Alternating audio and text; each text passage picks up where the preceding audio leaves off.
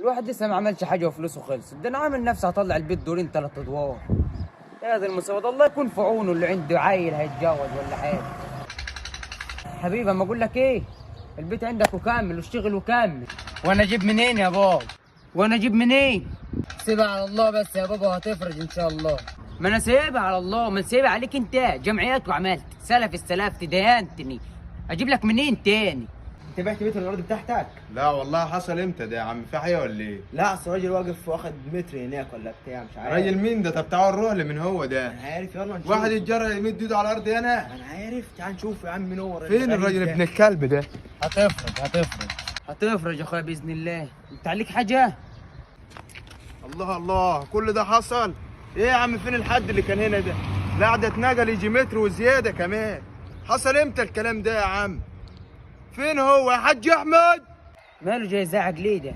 ما تطول بالك، مالك؟ يعني انت يا حاج احمد جاي زعلان وتقول لي طول بالك؟ واخد متر من ارضي، حرام عليك يا اخي. طول بالك هتفضحني، الناس هتتلم علينا. انا عملت ايه يا راجل؟ ده مقاسات والناس كلها عارفه الكلام ده.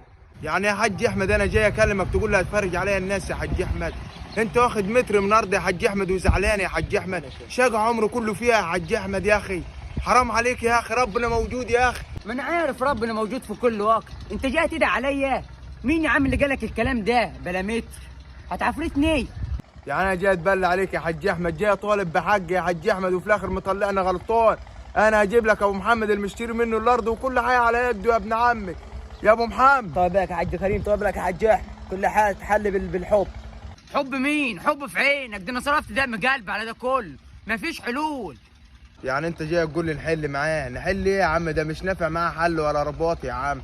يا عم انا اروح للحكومه يا ابو محمد وتجيب لي حق يا ابو محمد. طب خلاص تهدي نفسك، هي الحكومه ايه اللي تجيب لك حقك، احنا يلا نمشي. روح الدنيا مفججه قدامكم. اخ من ابو محمد الخباز ده عليه الطلاق بين، هو اللي راح للبيت قال له على الحكايه دي. غور يا اخي.